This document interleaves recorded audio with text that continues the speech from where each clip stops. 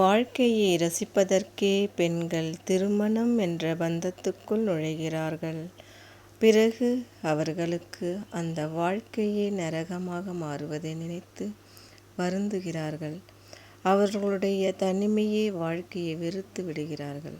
பல கனவுகளோடு தன் கணவனின் வீட்டுக்குள் நுழைகிறார்கள். அங்கு நடப்பதை நினைத்து என்ன செய்வது என்று திகைத்து நிற்கிறார்கள்.